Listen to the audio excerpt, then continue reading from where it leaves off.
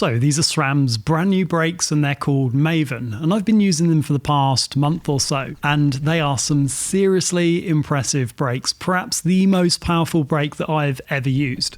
Now, I'll go through this unboxing, you can see the brakes and what you get with this kit. And I've had about 6 or 7 rides on my own personal bike, the Crestline e-bike 180 travel, big, burly, enduro-based electric mountain bike that these brakes are perfect for.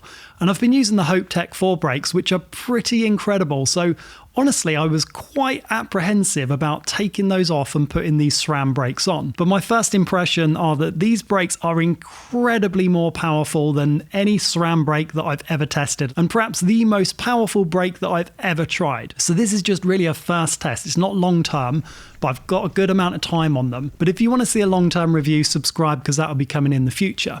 But first off, let me show you what you actually get with the kit. These are the ultimate brakes, and they do it in a really nice kit, which is basically everything you need. So often when you buy brakes, you'll need to get the rotors, the adapters, the oil, all the bleed kit, and everything separately, and the price can add up. But SRAM actually sell the ultimate kit in this brilliant kind of big pack. I thought it was like a press pack. I thought, oh, they're just giving it out because they want everybody that installs it for reviews to get everything. But you can actually buy the entire pack for $5.99, and you get a few sets of rotors in there. You get 2 sets of pads. I've been using the sintered brake pads. The conditions in the UK are pretty mixed right now, and I found that they give me a pretty decent overall experience. So the install process was pretty straightforward. It's a little bit more difficult to thread the rear hose through on an e-bike, but SRAM do this little barb connector, which makes it pretty simple. So some highlights. SRAM are saying it's their most powerful brake by far.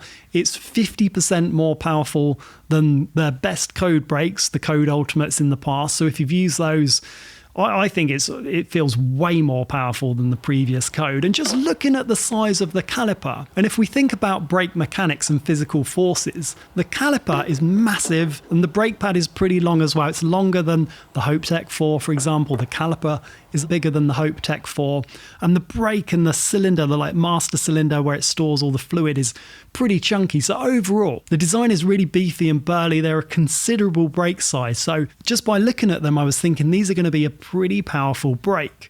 So I got them installed. The bleed process was quite straightforward, and it uses SRAM's mineral oil. So they're mineral oil based brakes, similar to the lower end DB8. I wonder if they're just going to move them all over to mineral oil. So SRAM are saying there's nearly 50% more power than the SRAM code, but they're also saying that as well as the overall power, there's more usable power. It takes around a third lighter lever force at the front to generate the same amount of power as the code, which should reduce hand fatigue on long descents, and less arm pump and less focus on just pulling the brakes, and you've got more control and just overall less fatigue in operating the brakes. The calipers have 4 pistons, and they've got a big 19.5mm and 18mm pistons around it. They're massive. They're absolutely massive. Look at it compared to the Hope Tech 4, which, by the way, is the most powerful brake that I've ever used.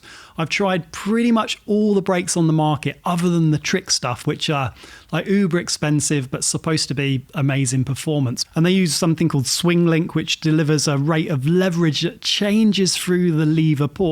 So as you're pulling it, it sends more power to the pistons. On the initial touch, it's fairly light but still really powerful. And as you pull through, you get more and more bite and more power. So it's like a progressive amount of force that's being applied through to the brake caliper, and SRAM call this Swing Link. And SRAM have upped the piston size in the lever as well, so it matches the actual caliper size. So the amount of hydraulic force that can be supplied when you're squeezing that lever has been upped, and that in turn moves those massive pistons onto the brake. So simple mechanics. It's got more force at the lever, it's got a much bigger caliper, bigger pistons, and ultimately you get way more force on the brakes. You might notice that the calipers have got 4 distinct bolts on them. Now SRAM are saying that under any brake caliper, under extreme braking power, you get flex. So as it's squeezing, it's moving around, it's effectively hollow in the middle. But these brakes have got 4 caliper body bolts, and they say they're there to reduce power loss, and that translates in a more solid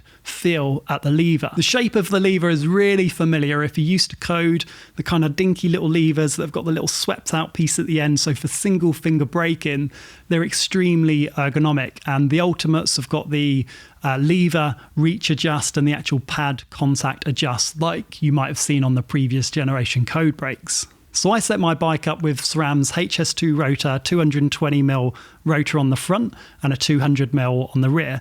And SRAM say that for every 20mm jump in rotor size, there's a mechanical advantage of 14%. So going from a 180 to a 220 could boost system power by 28%, which is pretty significant.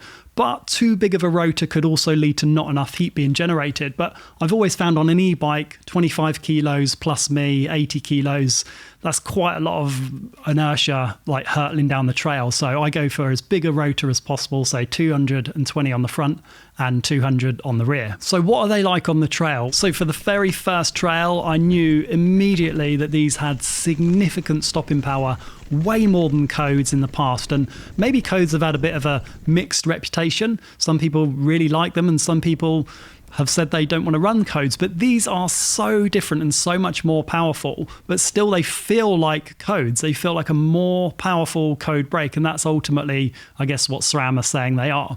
The power, the stopping power, is incredible, even in the wet and really dirty, muddy, wet, horrible British winter conditions. I found them incredibly powerful. I'm going from Hope Tech 4 brakes on my past few bikes to these.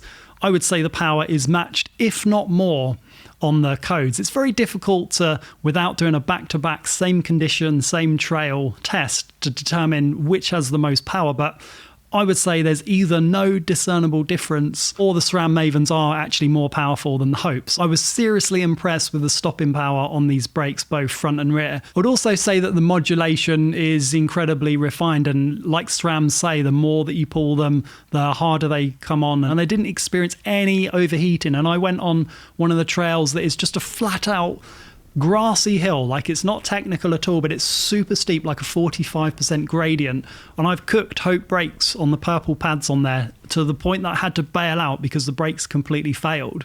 So it's my test of how decent a braking system is, and this just flew through it and stopped me at the end, which is, you know, what you want really. So there you go, quick first impression on SRAM's new Maven brakes. SRAM have really raised the bar on their brakes, way more powerful than any other brake that they've had, and these will be staying on my e-bike for the foreseeable future. Thanks for watching, subscribe for more bike content, and I'll catch you soon.